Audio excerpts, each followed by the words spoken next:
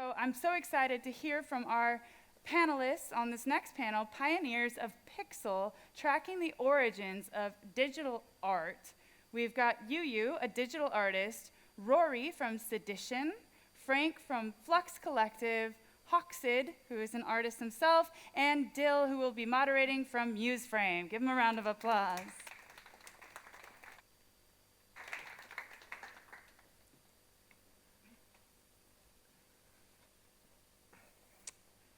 Hi everyone, thank you for joining our panel here today. My name is Dill, I'm from Muse Frame. We've put on the gallery downstairs all the wonderful digital art.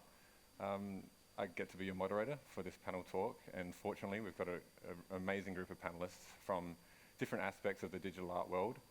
We have HOXID here, who's a digital artist that we've worked with personally. We've got YuYu, another digital artist. We have Rory Blain from Sedition, and we have Frank Flux from Flux Collective.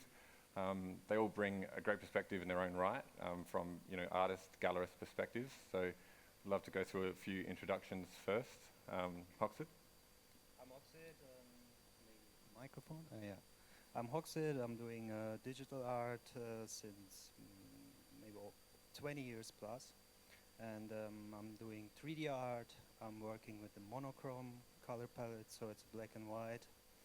And yeah, my works are more, includes mechanical things and a little bit society themes.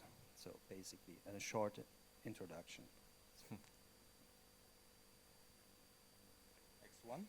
Yeah, Frank, okay. Go for it. I'm Frank from Flux Collective. I'm a native crypto collector, I would say. Started back in 2012 with buying Bitcoin and Ethereum in 2015, but then started collecting traditional art in 2017. But then when it starts to have digital art on the blockchain on Ethereum in 2017-18, and afterwards I started collecting this in 2020 or so, and then afterwards I met a lot of artists, and we started a collective and with a lot of artists, and since then we are doing pop-up shows on different occasions, and I'm creating the Neon Real Gallery for a year now in Düsseldorf. So yeah, we do a lot of stuff in this space, and it's very exciting, and I'm happy to be here.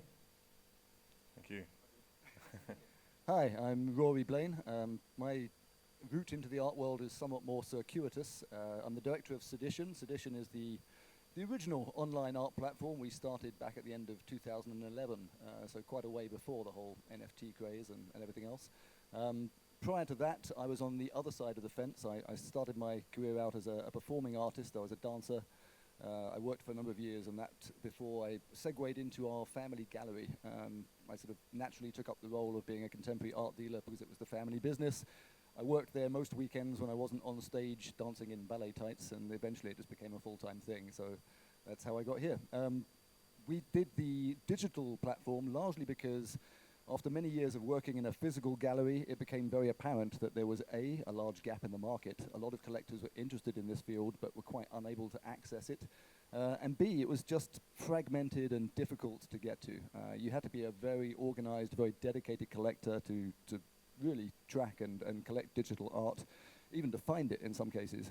And the price points and the sort of support mechanism for the entire medium was all over the shop. That was something that we wanted to try and address, and that's really why Sedition was set up in the first place, and I'll tell you more about that later.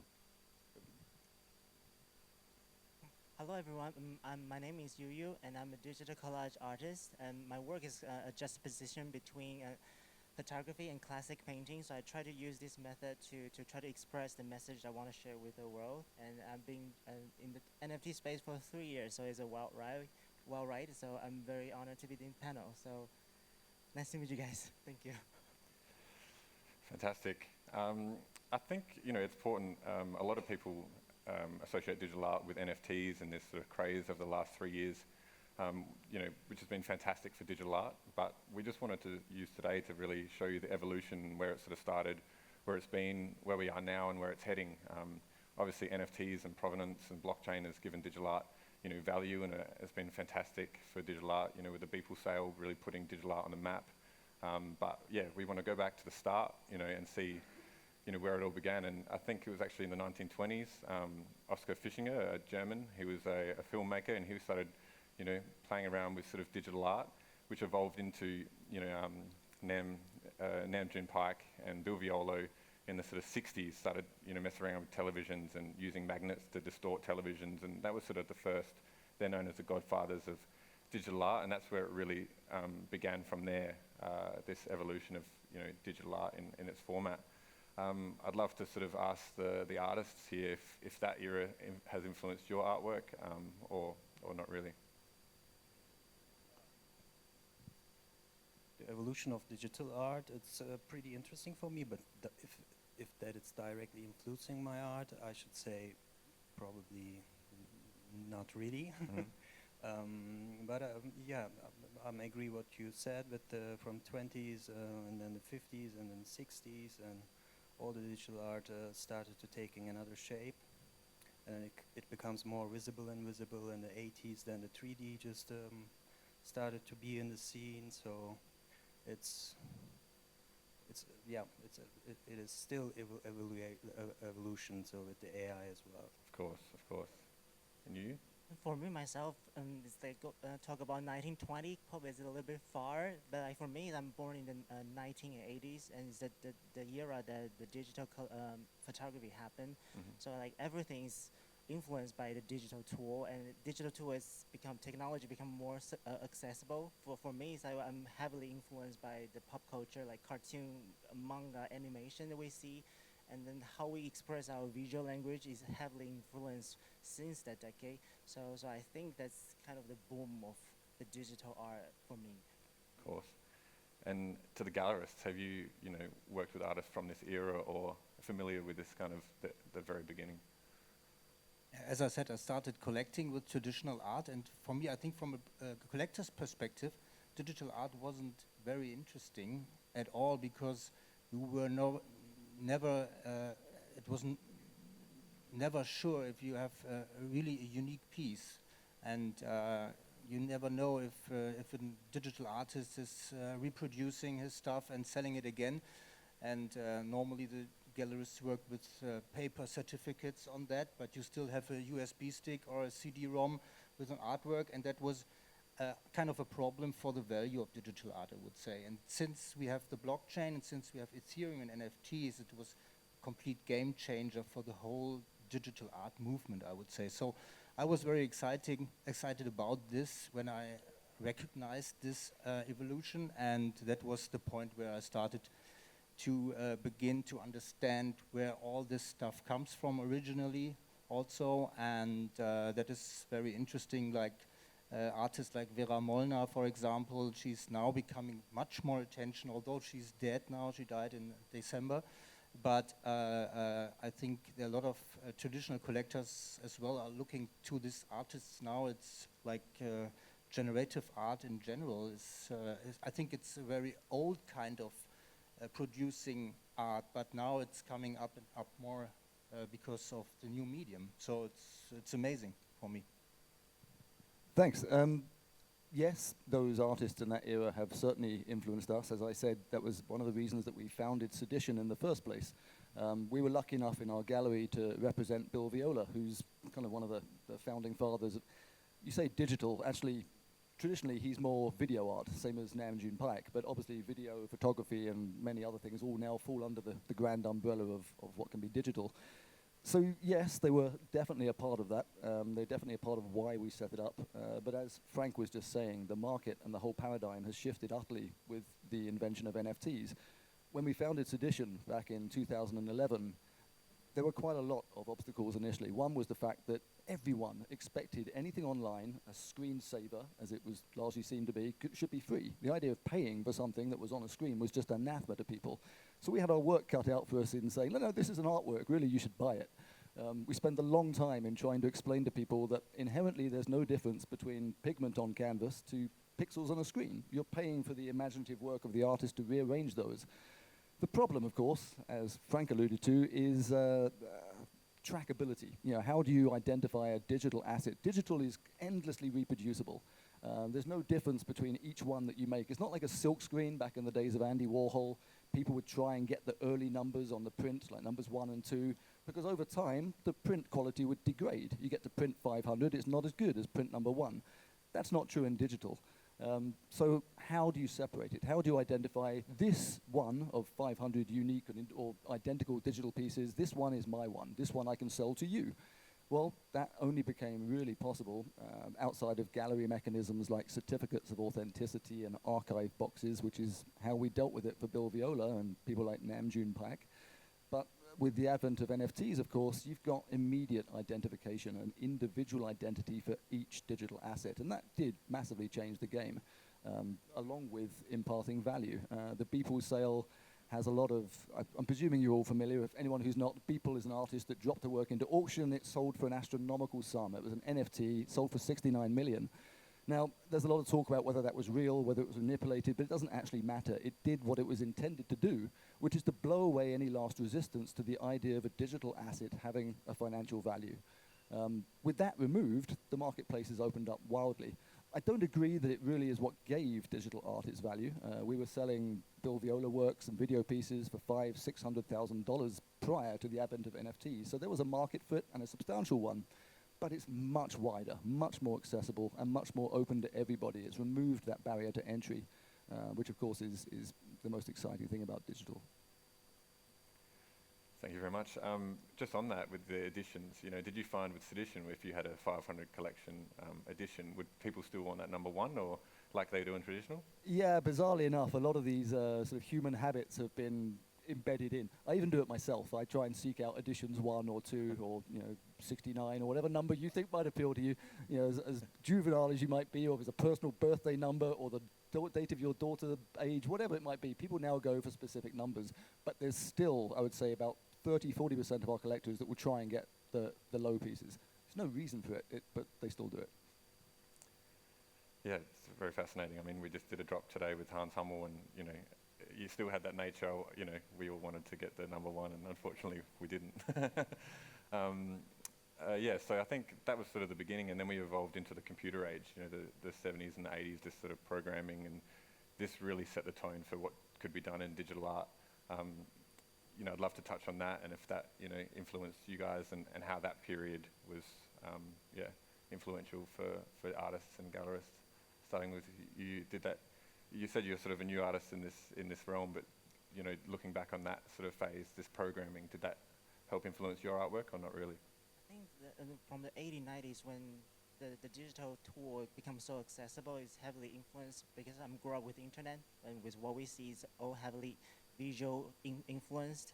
And when we understand how easy that we can use those tools to create our imagination, and I think this make us to be like more brave to just express ourselves.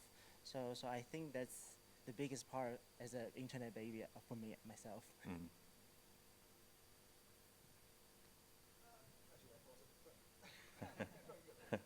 What is interesting when I'm thinking about the different art movements we have seen in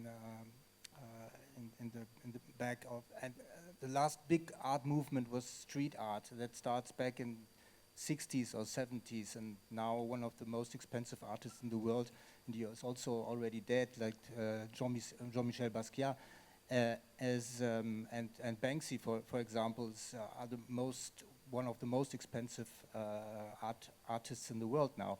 But I think the next new movement is the digital art movement, and it already starts back in, I don't know, the 20s, I heard, but I thought more like in the 60s. But at that time, a lot of digital art came out as a print, not really as a digital artwork that you were able to buy, but it was produced with a computer, but then printed with a plotter or something. And but now, like from the street art perspective, an artist that I really love, for example, is Space Invader or Invader, and he becomes one of the biggest street artists, or also artists in the world, because he put a lot of pixels on walls, like 4,000 different murals in Paris. But or 2,000, I think 4,000 in the whole world. And that shows, I think he started back in the 90s, and that shows that there is a certain attention for people because of pixel and digital things, because we live in a digital world and we live in a digital society, and I think art is always like a mirror of the society. And what I say is, what we can say is it's like we live in a digital society, so I think the importance of digital art will be the mirror of our society, and therefore the big important movement. So yeah, that's what I can say about this. Yeah, no, that's very true. I think that evolution of contemporary art, street art into digital art was all around this era. And yeah, sorry to quiz you on these stages. This is sort of the development, but I think the most important or the most talked about stage at the moment is AI, and how AI influences digital art. I think a lot of people sit on one side of the fence where AI is, people can jump into Midjourney and create art and become an artist via a few prompts, whereas other artists are using it, as tools and using it to their advantage. Some of the most prevalent artists in the space at the moment. So I'd love to get, your perspective on how AI has influenced, art. Do you think it's good? Do you think it's bad? Do you think it's going to kill us all?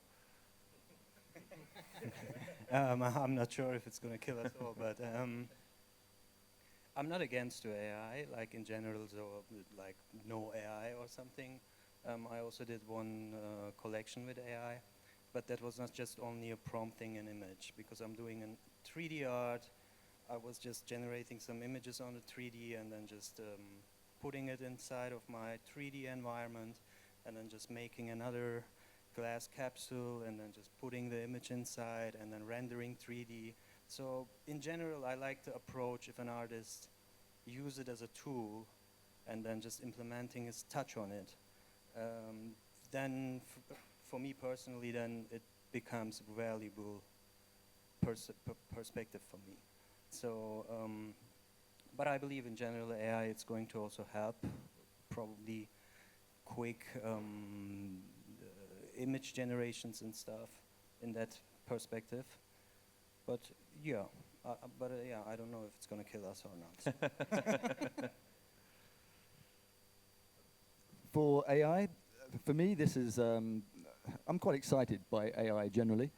It's massive within the art world, but actually this is slightly irrelevant because I truly believe this is massive across the board. There's a genuine belief that the AI advances, the AI revolution, if you will become kind of like another industrial revolution. It's going to be a complete paradigm change, not in art, but everything, absolutely everything. Most of the jobs that are done today will end up being done by AI in one way or another. Ultimately, I think it'll be similar to the advance of computers and technology. A lot of old jobs are wiped out, but at the same time, a lot of new jobs are created. The difference is you'll have to teach yourself how to work with AI. In some cases, you won't be working with it. It'll just be doing it for you. As the director of an art platform, I've got a fascinating kind of overview on this. There are thousands of artists on our site, and they're really divided into 2, maybe 3 camps. On the one side, there's a group of artists who are panicking massively. AI is coming, it can bring up pictures faster, easier, and cheaper than they can, and they're going to be outcompeted and lose work. On the other hand, there's a bunch of other artists who are using AI as a tool in their work, and they're quite excited by the possibilities and not bothered at all. And then there's a few that are kind of stuck in the middle with one foot on either side of the fence. I understand the objections. There's a lot of artists out there who are crying foul because all the AI sort of data sets taught themselves what they know based on all of those artists' output. I mean, they literally scanned the web, took every bit of literature, every bit of art, every creative inventive ever, and used it for data to teach themselves on. So there's a valid concern there. I understand why they'd want to be paid or recompensed for that. But ultimately, it's meaningless because you can't be for or against AI. Pandora's box is open. It's never going to shut again. It's here. So you just have to work out how you're going to live with it and where to fit it in my view.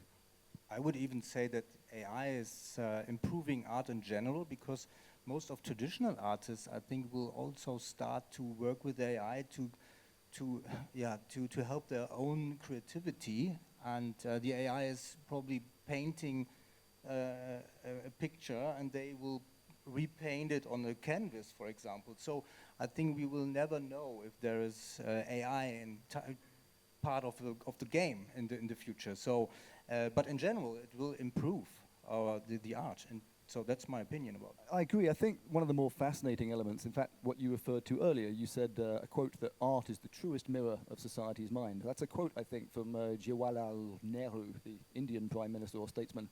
And it's true, it always has been. It's the best possible mirror of everything that's happening in society. So on the one hand, the idea that AI is now making the art that you look at is nothing more than a direct reflection of what's going on in the technological and in our world. On the other hand, art is and always has been a very human endeavor. It's talking about the human condition, the human experience. Does AI have anything to say about that? Is it an extension of us? Can we take that? Or does it only have validity as an artwork if it's kind of used as a tool by a human artist? These are all questions that will be discussed for a long time yet. I don't pretend to have any answers myself, but I'm fascinated to see how it rolls out. Cool. I mean, that brings us to now. I think, the last 10 years has been super exciting. As I mentioned, for NFTs, we had the Beeple sale, and we had a lot of traditional artists, dabbling in digital. Damien Hirst's The Currency collection was a really, thought-provoking project. He did 10,000 NFTs, and you had the option where you could burn it or keep it. And if you chose to burn the NFT and get the physical, then that was your decision. And after a certain period of time, he burnt all the physical artworks in a big fire, and that was the end of the physical. So you made your choice. And I think it was about 60-40 in the end. But these kind of projects where traditional artists are really exploring this. Yeah. I think it's 50-50 because Damien holds himself 1,000. True. Yeah. As an NFT. So that evolution, was exciting. And I think, Rory, you mentioned you guys started in 2011, 12. So you've probably seen, I guess you were onboarding contemporary artists into digital and then riding this digital wave, and then NFTs came, and, you've seen the whole journey from the start. So I'd love to hear your perspective on how that's influenced your platform. For us, it's been quite a balancing act. I didn't want to, because we set up in 2011 and we're the sort of original gangsters for digital art, we're one of the first platforms, as far as I'm aware, we are the first platform out there that did that. And we were a very obvious candidate for NFTs, with thousands of digital artworks. Nothing is physical, everything is just held on servers and in the cloud. So obviously NFTs and NFT makers and markets came to us quite early on. We spent quite a few years discussing the idea with them, and I held back for ages. The reason was because none of it does exactly what we want it to do. It still doesn't, actually. The platform for Sedition is all centralized. It predates NFTs, so if you buy a work, it's held on our servers, you have it in your collection, you can resell it for a profit and loss, but everything is centralized on Sedition. We looked at the NFT thing. I love some aspects of it. The idea that an artist can code in a resale value for their work, so when it accrues value later on and they resell it, they get a fair share. That is a massive paradigm shift for artists, hugely overdue. I mean, that's something that should have been done somehow years and years before. It has. You've got agencies like DAX and things who collect royalties for artists, but it relies on those royalties being known about. Most of the artworks and the dealing in the world happens in a dealer's back room, so unless that dealer's willing to report it to DAX, the artist isn't finding out. So all of these things were really interesting, and we loved it, but we didn't want to jump straight into it because there's too many limitations. The market we wanted to join was Ethereum, far more liquid, far more established. It's the kind of market that offers the benefits we want to give to our collectors and our artists. But, and there's always a but, the artworks on there are represented by a 50 to 100 megabyte thumbnail. Now, there's not a single artwork on Sedition that comes in under that size. Most of the moving image parts and the high 4K artworks are hundreds of megabytes a gig or two, sometimes more. So there's no way to show those properly on OpenSea. We have a workaround whereby you can mint it as an NFT. We don't sell NFTs on the platform. We sell the artwork, but we give you a mechanism where you can click a button to mint it yourself, in which case you pay the gas fees, you look after it in your wallet. That way the artist doesn't have to decide whether or not he wants to do all that. That's up to the collector if they want to mint it as an NFT. The reason is because we've still got half of our artists and half of our collectors in each camp. Some of them don't want to touch it. Music industry artists, for the most part, are utterly allergic to NFTs. Don't ask me why that is, but that seems to be the case. The visual artists on the site are far more likely to jump into it. There's a bit of a cultural divide there for whatever reason. Same on our collector side. Some of the collectors love the idea of jumping into crypto. Some hate it. I don't want to alienate either side, so we've given a platform to both. So yeah, it's all, I mean, the difficulties and the limitations of NFTs, and certainly Ethereum and OpenSea NFTs, have massively informed how we've set up the site. But all of this is in flux because our interest at Sedition is in presenting the best of digital art, the best artworks and the best artists. For me, over the last few years, there's been way too much interest in the medium. Who cares if it's an NFT? I mean, I'm interested in, is this Damien Hirst a beautiful piece? Is the aesthetic working for me? Does the concept excite me? Is the artwork of use to me? The fact that it's an NFT or is underpinned in crypto, really, who cares? I mean, I understand the interest, but that's just an investment vehicle. It's a tool. And I look at it very much like the dot-com boom of the 1990s. That shot up massively unrealistic valuations, a slightly built on the cloud kind of affair, smashed back down to earth, all the companies collapsed, but it built back up on the same architecture, and most of those dot-com companies that survived now have higher valuations than they did back then. That's what I'm expecting, and that's what we're seeing in NFTs as well. You had a massive bull run, and then you had the big crash and the dull period. Now things are coming back out. It hasn't completely changed yet, but there is now already, I think, a firmer interest on the art and the artist than simply how he's actually mechanized the sale of his work. For us, that's only a good thing. I think we had a big headline last year in September which said that 95% of all NFTs are worthless. So I think that's a very, for me, that was, I thought a lot about it, and I think it's right.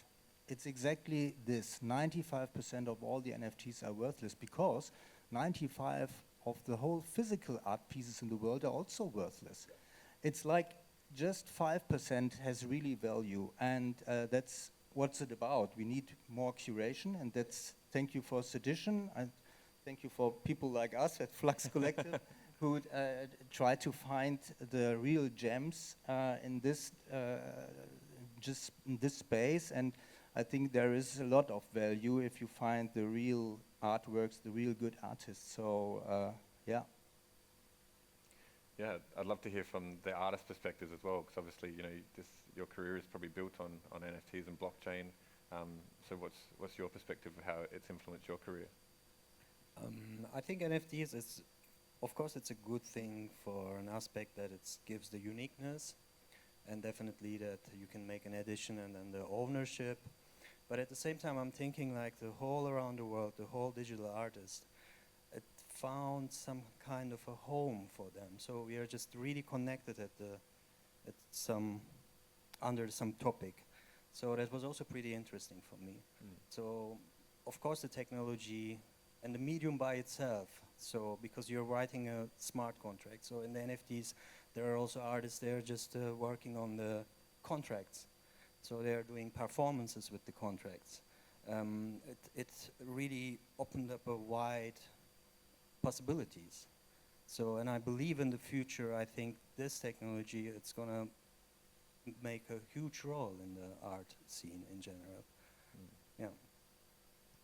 For me, myself, this NFT movement is kind of bring the eye back to make people treat the digital art more seriously. So for us, like a digital artist, we have a time to shine, and we have to like reach out to more people and have more opportunity. But like, if I may have ask you a question, because you have the platform and you don't really care about NFT. You want to have a quality art and then represent the artist. But how's the non-NFT believer treat NFT? How you bridge these two? Because we see a lot of big auction house jump into selling NFT, but they don't care about reaching out to the non-NFT believer. But how's your like get from the vibe from the newcomer? How are we bringing people into NFTs? Simply by very gradually trying to familiarize them with it. As I said, half of our site and the collectors, including the artists, are completely against it. I think over time that resistance will break down. Over time, the problems and the limitations of the NFT market will again be resolved or some way broken down. And over time, these objections will dissolve. Part of it will be familiarity. I mean, blockchain, NFTs, these things are here to stay. I've never fully understood the fascination. It's a brilliant tool. It's a brilliant way to assign a unique identity to a digital artifact. It's a brilliant way to transfer money outside of, you know, centralized banks and this kind of stuff. That's great. But I've never fully understood the massive fascination with the fact that it's an NFT, apart from the fact, of course, that its volatility means there's a lot of money to be made there. Great, I have nothing against that, but my interest was always the art. So for us, we want to present the best artist and the artworks, The fact that it can now be identified digitally as a unique asset and therefore more easily sold, collected, and moved around, that's huge. And from that basis, I love NFTs. But I would also equally love any other technological implementation that would achieve the same thing. I don't care that it's an NFT, I care about the artwork. The only way I know of to bring people across to it is just, I hate the word educating, it sounds slightly patronizing, but just getting them more familiar with them, getting them to understand. Usually it's a little bit of fear, a little bit of the unknown, a little bit of, there's a lot, let's be honest, there's an awful lot of skullduggery in the crypto market. People kind of hack into your wallet, you suddenly read out these companies got completely busted because someone stole everything. People who are not too IT and crypto fluent are quite scared by this. I am and was one of them, so I understand that. So it's really a question of resolving those fears, making sure people understand how they access these markets, what it means for the future, and as it becomes more and more mainstream, I think that'll just disappear. Cool, and just, sorry, go. Just for me, you're completely right with saying, okay, it should be more focused on the art, but for me, it was very exciting, and I think it's a lot of fun to collect NFTs because it's so easy to buy and sell, and I think it's very accessible. So for me, it's a lot of reason from this side to focus on NFTs or have digital art as an NFT. Is much easier for me in another medium, and I wouldn't like to have a paper certificate anymore, to be honest. No, I agree. I mean, don't get me wrong, I'm not anti-NFTs. I think they're an amazing invention, but ultimately it's what they do that I'm interested in, not the NFT itself. Fantastic. And just quickly, what excites you about the future of digital art? We're here now, we've got AI tools, we've come a long way. What's exciting for the future? Accessibility, the key behind NFTs. When I started in the art world, I work in a very traditional art gallery, the white cube. We've got a very, very beautiful receptionist on the desk, like every other gallery out there. It is a very elitist, very, if you're not used to it, intimidating environment. Walking into that, there's a painting on the wall, you don't know how much it costs, there's no price list, it's all very much an insider's club. Sedition was set up to counter that, and the NFT market has blown it wide open. Anyone now has access. It's what the lady over there was speaking about at the beginning, the creator economy. The route for an artist or a creator to take their work, put it in front of an audience and be monetized for it is now faster and more open and more accessible than ever at any time in history. That, I think, is what most excites me. We set up Sedition because I wanted to put artworks across everyone on the planet, right the way through Africa, every country you can think of, they should have access. It's not quite there yet, but it's feasible. It's no longer just a pie in the sky dream. That's the future of digital art. Beautiful. Anyone else want to talk about the exciting future, or should we close it there? I would say we need more monitors. Because to be honest, it's nice to collect art, and I really love to see my own collection or see other collections on OpenSea or so, because it's open for public. So we can say the internet is a digital art museum now. We don't need any museums now anymore because they have a public order. But now the Web3 is the public order that we can see all the digital art. Everyone can see that. It's phenomenal. I think ownership is a big thing. Since Web3, we have really ownership of this, and it's always for a collector. It's always important to show his art to friends also somehow. And I think therefore we need more monitors in our living rooms to show the way of presentation. I think there is still a lot of space for improvement, and I guess the development of the technology there, probably you can tell us more about it.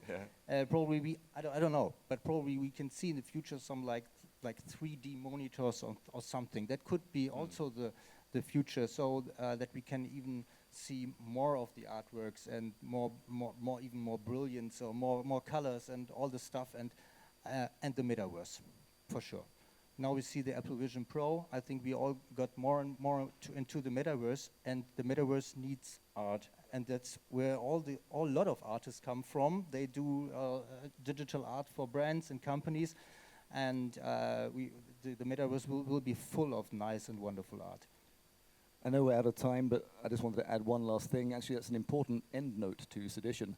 we set the company up to be completely hardware agnostic. The idea was you'd buy the artworks and they should show on every device you already had, your phone, your TV, your iPad, whatever. You shouldn't have to go out and buy hardware. That was the idea for our company for 10 years, but more and more people desperately wanted a commensurate art display device. It makes such a difference. You look at an artwork on a screen, on your iPad, on your phone, okay, it's pretty. If you see it properly displayed, framed on a wall, in size, as an artwork, it's shocking. It holds you. You're there. It's a completely different experience, which is exactly why we've partnered with Muse. Muse make what is currently the leading, excuse me while I post your company, the leading art frame was exactly why we've gone with them, because something like, I think in a survey, 60% of our members said they wanted an art device to show the art on. So that's certainly a big part of the next step. Cool. Thank you for the props there. You can pay me later. Yeah. If you haven't come down to the gallery downstairs, we'd love to come see you down there and check out the artwork. The artwork looks absolutely stunning there, on the big frames. And yeah, so we'd love to chat to you guys about digital art if you want to come down, or see you guys at the after party. Thank you so much for hearing about digital art. Thank you.